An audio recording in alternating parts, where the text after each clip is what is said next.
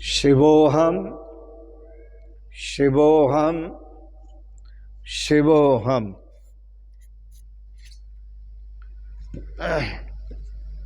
अध्यात्म विद्या, अध्यात्म उपनिषद, रे कुराम संवाद।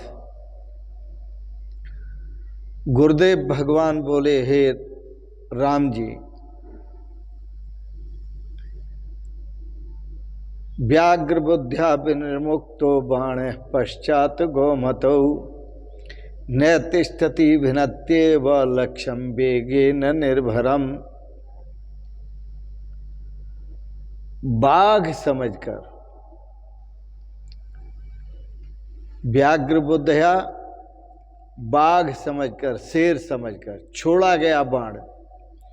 छूटने के बाद बुद्धि आई, बाघ नहीं है, यह तो गाय है।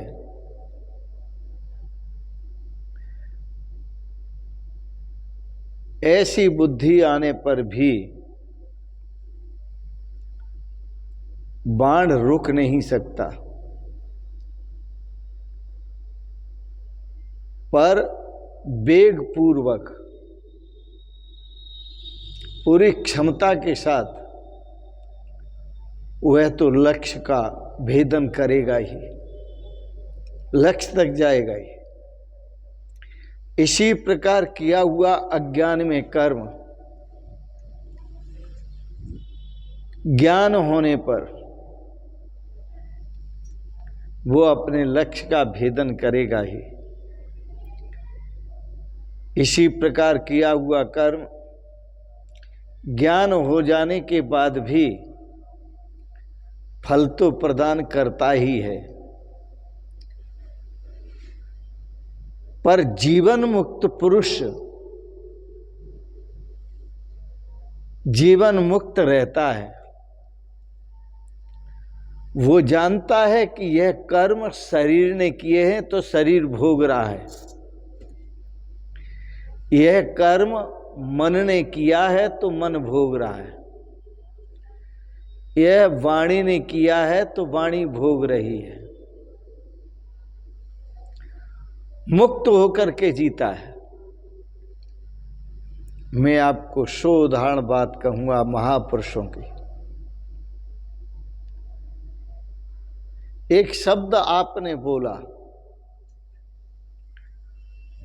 किसी भी महापुरुष को बोला, अपने माता पिता को बोला, आदरणीय पुरुष को बोला, बोलने के बाद आपको ख्याल आया कि ये शब्द मुझे नहीं बोलना चाहिए, तो क्या शब्द बदल जाएगा? बोला गया शब्द वो तो भेदन करेगा ही।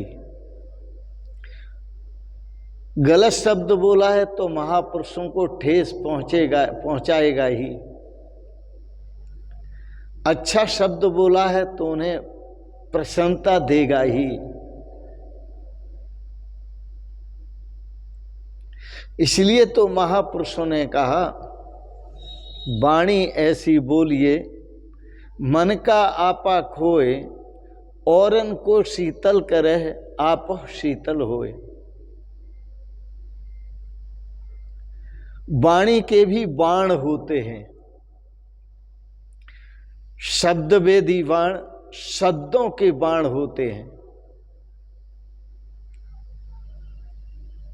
और महापुरुषों का कहना यह है कि धनुष पर चढ़ाया गया बाण शरीर में चुभा आकर उसका तो घाव भर जाता है, लेकिन शब्दों का चलाया गया बाण जब चुभता है मन के अंदर तो उसका घाव कभी भरता नहीं है। तो शब्दों के भी बाण होते हैं, इसलिए शब्द संभाल कर बोलना चाहिए, सोच कर बोलना चाहिए, विचार पूर्वक बोलना चाहिए, ताकि शब्द सुनने वाले को कोई तकलीफ न हो, कोई परेशानी ना हो। तो आपने शब्द बोल दिया, बोलने के बाद आप पछता रहे हैं तो वो तो बोला गया और सुनने वाले ने सुन लिया तो वो तो उसे कष्ट पहुंचाएगा ही। आप पश्चाताप करते रहिए, पश्चाताप करने का फल आपका अलग होगा, लेकिन शब्द बोला गया उसका फल अलग होगा। एक पत्थर आपने फेंका और पत्थर फेंका, जिस लक्ष्य के लिए पत्थर फेंका, जिसे मारने के लिए, फिर ख्याल आया अरे ये क्या किया मैंने, मुझे नहीं करना चाहिए। भले ही चिड़िया को मारने के लिए, कौआ को मारने के लिए, हिरन को मारने के लिए, मेढक को मारने के लिए, आदमी को मारने के लिए, बाद में ख्याल आया मुझे पत्थर नहीं फेंकना चाहिए। लेकिन फेंका गया पत्थर थोड़ी रुक जाएगा ऐसा सोचने से, वो तो अपने लक्ष्य का भेदन करेगा ही, लक्ष्य का भेदन करेगा ही।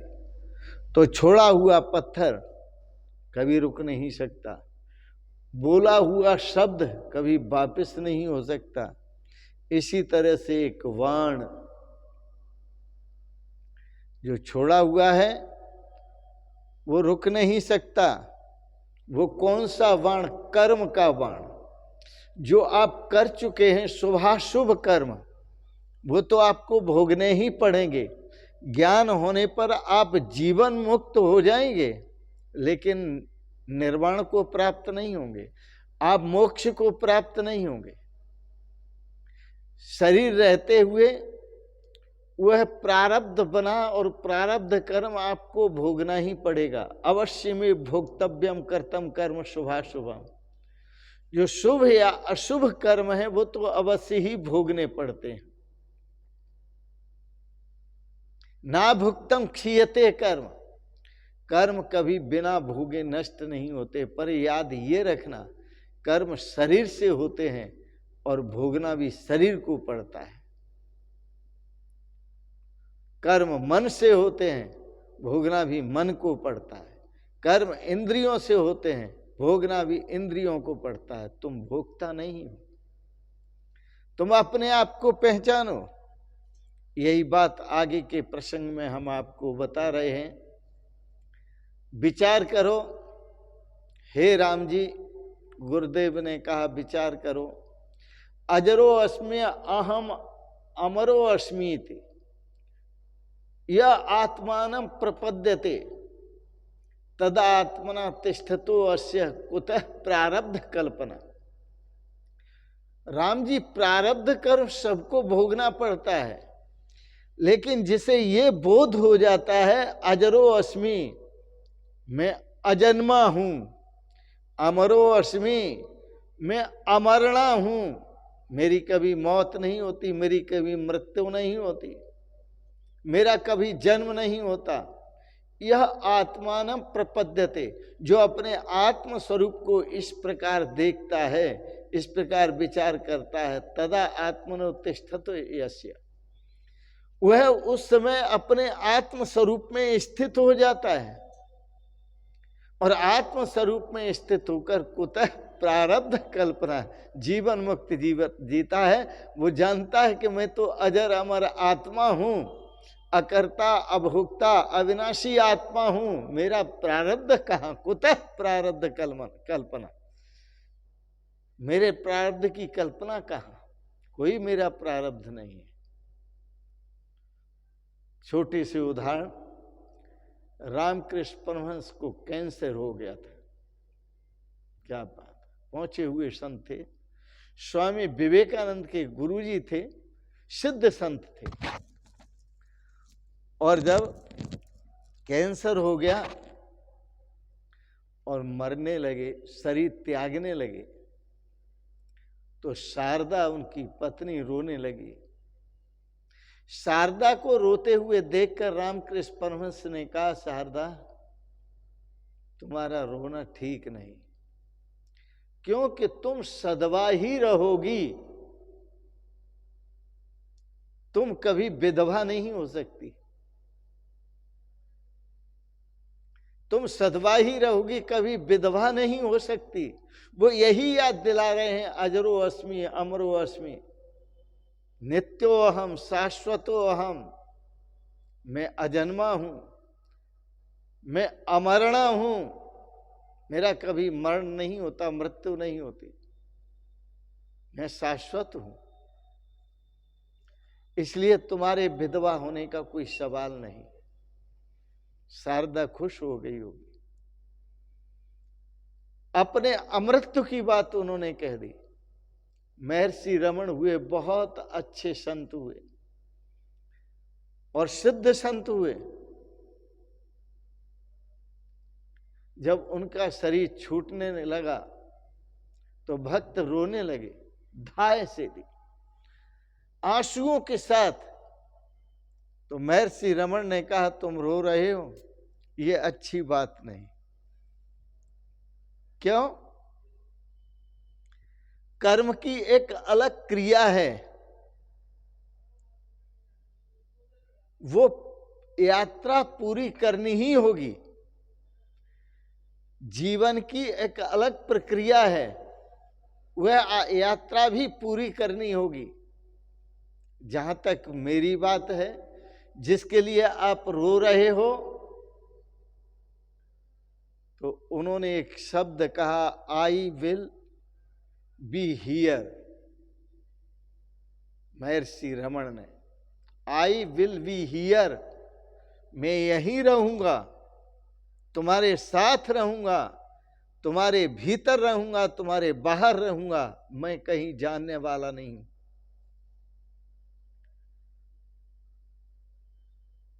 यह है आत्मज्ञान। आत्मज्ञान बिना नर भटके, कोई मथुरा कोई काशी।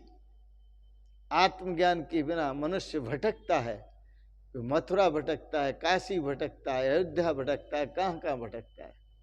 पानी में मीन प्यासी, मुझ सुन सुन आवत हंसी। हे इंसान, अपने स्वरूप को पहचान। संत महापुरुष सावधान करते हैं, हे इंसान अपने स्वरूप को पहचान। यही है भक्ति और यही है ज्ञान। अपने स्वरूप को पहचानो, इसी में भक्ति है और इसी में ज्ञान है। इस रहस्य को जिसने जान लिया, उसका जीवन पूर्ण आनंदमय है, पूर्ण मस्तीमय है, पूर्ण प्रेममय है, पूर्ण रसमय है, शाश्वत शांतिमय है, शाश्वत सुखमय है और शाश्वत आनंदमय है। अपने जीवन को कृतार्थ करें स्वरूप ज्ञान से।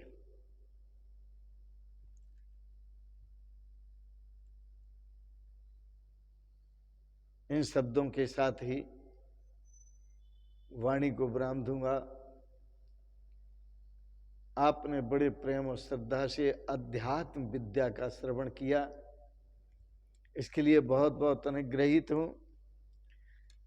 एक बात जरूर कहूंगा, आपको अच्छा लगा इसे सब्सक्राइब करें, लाइक करें, शेयर करें। और अंत में आप सभी को सादर प्रणाम करते हुए आपके प्रति बहुत बहुत शुभकामनाएं, बहुत बहुत प्रणाम, बहुत बहुत आशीर्वाद। ओम शिवोहम शिवोहम शिवोहम।